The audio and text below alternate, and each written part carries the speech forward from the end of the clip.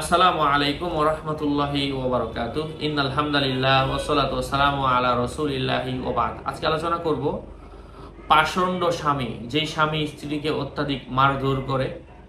এই সমস্ত স্বামীদেরকে ভালো করার জন্য আল্লাহর কোরআন থেকে একটা আমল শেয়ার করব। এটা হচ্ছে যদি শুধু মারধর করে, তাদেরকে মারধর থেকে ফেরানোর জন্য হচ্ছে এই আমলটা।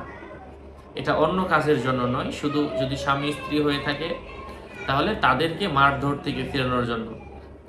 স্ত্রীরা চাইলে নিজেরাই এই আমলটা করতে পারেন। সে যদি দূরে থাকে একটা পদ্ধতি, খারাপ ব্যবহার যদি করে এবং মারধর করে স্ত্রীদেরকে, তাদের জন্য হচ্ছে আজকের এই আমলটা। যাই হোক, আমি প্রত্যেক ভিডিওতেই বলি, ভেরিফাইড চ্যানেলের ডিসক্রিপশন বক্সে ক্লিক করলে আমার পেজ এবং আইডির লিঙ্ক আসবে। এর বাইরে আমার আলাদা অন্য কোনো পেজ নাই, আইডি নাই, ইমো নাই, হোয়াটসঅ্যাপ নাই, টিকটক নাই। আমার নাম অথবা ছবি দিয়ে ফেসবুকে অনেকে বিজ্ঞাপন দেয়, শুধু শুধু আমার নাম ফেসবুকে লিখে সার্চ করবেন না, হাজার মানুষের আইডি আসবে। নাম ছবি থাকলে ওটা আমি না। প্রত্যেক ভিডিওতে সাবধান করি, সতর্ক করি। সম্মানিত প্রিয় ভাই বন্ধুরা, আমি আমলগুলো নিজে করার পরামর্শ দিচ্ছি। নিজে করলেই হয়, কারো কাছে যাওয়া ছাড়া, এক পয়সা খরচ করা ছাড়া। যদি কোনো স্ত্রী লোক স্বামীর নির্মম পাষণ্ড ও অত্যাচারের শিকার হয়, খারাপ ব্যবহারের শিকার হয়, তাহলে তার জন্য হচ্ছে আজকের এই আমলটা। অনেক সময় এই জাতীয় স্বামীরা দূরে থাকে অথবা কাছাকাছিই থাকে, তো দুইটার জন্য এই একই পদ্ধতি। যদি দুইটার জন্য দুইটা পদ্ধতি, কিন্তু আয়াত একই। আয়াতটা হচ্ছে সূরাতু আত-তাহরিম থেকে, কোরআনে কারীমের শ্রেষ্ঠ একটা গুরুত্বপূর্ণ সূরা। তো যদি দূরে থাকে তার জন্য পদ্ধতি কি? যদি দূরে থাকে, এই আয়াতটা মিশকা আম্বর জাফরান দিয়ে লিখে নিজের হাতে রেখে দিতে হবে। ইনশাআল্লাহ সে তার পাষণ্ড স্বামীর অত্যাচার এবং খারাপ ব্যবহার থেকে বাঁচবে। আর সে যদি কাছে থাকে তাহলে এটা লিখে, মিশকা আম্বর জাফরান দিয়ে লিখে পানি দিয়ে ধুয়ে ওনার হাজবেন্ডকে খাওয়াবেন। একবার লিখে অন্য অন্য পানির সাথে মিশিয়ে দিনে একবার করে স্বামীকে খাওয়াবেন।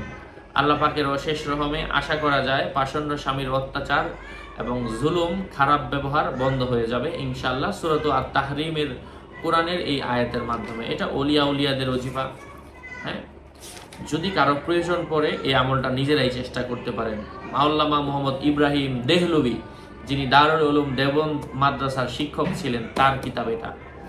যদি কারো প্রয়োজন পড়ে, কিতাব, আমল, দোয়া, অরিজিনাল জাফরান কালি দিয়ে লিখতে হয়, অরিজিনাল জাফরান কালি, কলম, স্বপ্নের ব্যাখ্যা, এই জাতীয় জিনিসগুলো যাদের প্রয়োজন আমার সাথে যোগাযোগ করে নিয়ে নেবেন 01908183699। আচ্ছা, যাই হোক, আমি সেই আয়াতটা বলে দিচ্ছি। আউযু বিল্লাহি মিনাশ শাইতানির রাজিম। বিসমিল্লাহির রহমানির রহিম।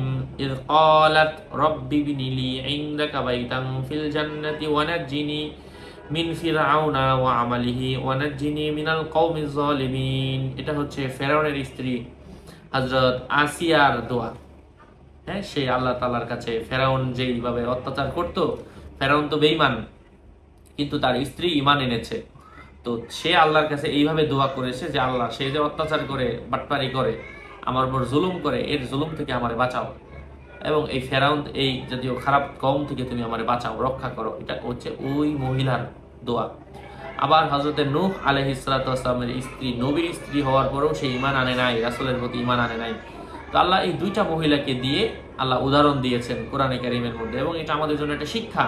খারাপের কাছে থেকেও যে একজন ভালো, একজন ফেরাউনের কাছে থেকেও যে একজন খারাপের কাছে থেকেও একটা নারী মুসলিম হয়ে গেছে, আর নবী ভালো মানুষের কাছে থেকেও তার স্ত্রী মুসলিম হয় নাই, সে ইসলাম ধর্ম গ্রহণ করে নাই, সে নবীর উপর ঈমান আনে নাই, আরো হাজার মানুষ ঈমান এনেছে। যাই হোক, এটা অন্য লম্বা হিস্টোরি। তো আয়াতটা কোন জায়গা থেকে আসছে সেটা বললাম আর কি।